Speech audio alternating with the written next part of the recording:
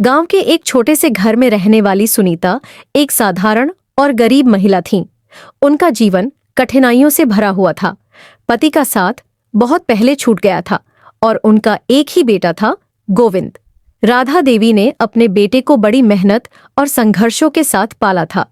गोविंद पढ़ाई में होशियार था और उसने अपनी पढ़ाई पूरी करने के बाद शहर में नौकरी कर ली। नौकरी लगने के बाद गोविंद की शादी ज्योति से हो गई, जो एक अमीर घराने की लड़की थी। ज्योति का परिवार बहुत धनवान था। उसका बचपन से ही हर चीज में ठाट बाट रहा था। जब वह अपने ससुराल आई तो वहां का साधारण वातावरण देखकर वह अचंभित हो गई। वह सोच भी नहीं सकती थी कि उसकी सास इतने छोटे और साधारण घर में रहती है। राधा देवी का घर बहुत पुराना था, जिसमें बमुश्किल 2 कमरे थे। पूरे घर में मिट्टी की दीवारें थीं और छत से पानी टपकने की समस्या थी।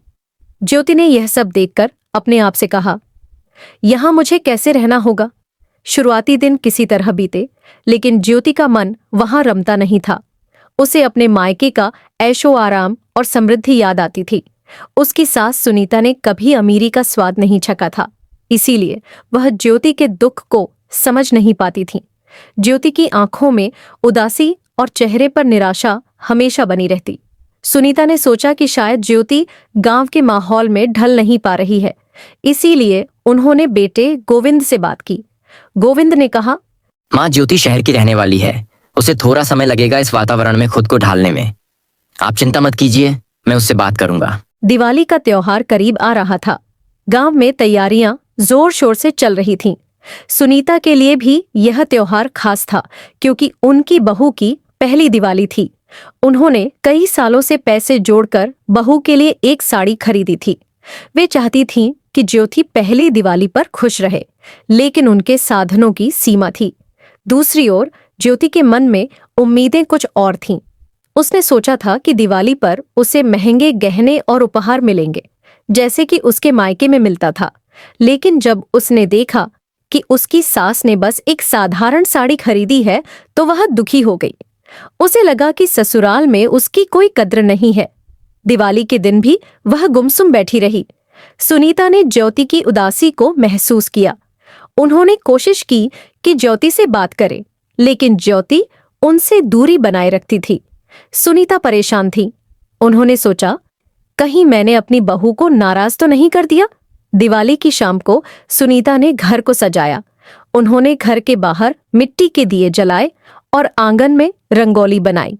उनके दिल में उम्मीद थी कि शायद दिवाली की रौनक ज्योति के चेहरे पर मुस्कान ले आए, लेकिन अब भी गुमसुम थी।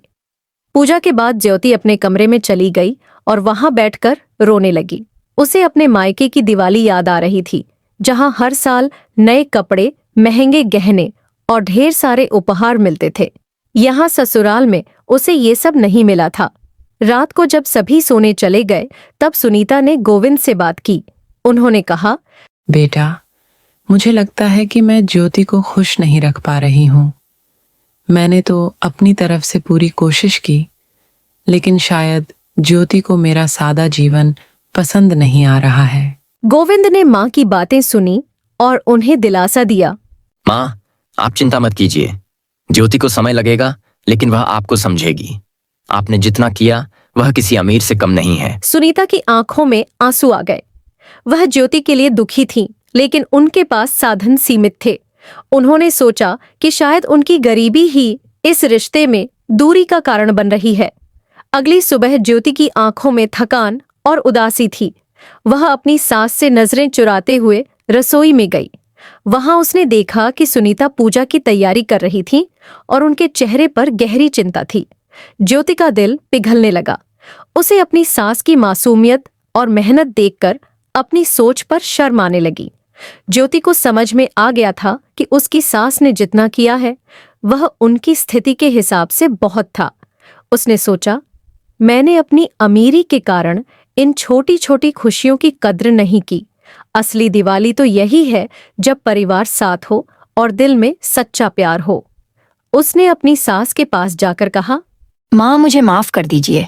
मैं समझ नहीं पाई कि असली खुशी पैसे से नहीं बल्कि रिश्तों से होती है। आपने मेरे लिए जो किया वह मेरे मायके की किसी भी चीज से ज्यादा कीमती है। सुनीता ने निशा को गले से लगा लिया। उनकी आंखों से आंसू छलक पड़े। बेटी, तुम्हारा दिल समझदार है। मैं बस यही चाहती थी कि तुम मुझे समझो। हम दोनों अलग अलग दुनिया से आए हैं, लेकिन अब हम एक परिवार हैं। उस दिन के बाद से ज्योति ने सुनीता के प्रति अपने नजरिया को पूरी तरह बदल दिया। उसने अपने ससुराल के इस छोटे से घर को अपना घर मान लिया और अपनी सास को दिल से मां की जगह दे दी। निशा ने तय किया कि अब हर साल वह अपनी सास के साथ दिवाली मनाएगी, चाहे परिस्थितियां कैसी भी हों। उसने यह भी तय किया कि वह अपने अमीर मायके और ससुराल के बीच किसी तरह का भेदभाव नहीं करेगी।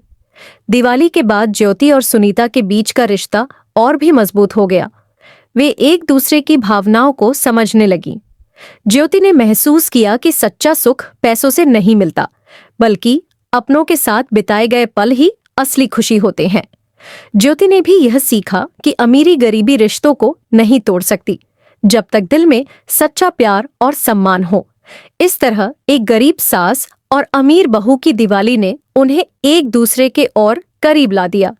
यह दिवाली उनकी जिंदगी में सिर्फ दीपों की नहीं, बल्कि आपसी समझ, प्रेम और अपनापन की भी रोशनी लेकर आई।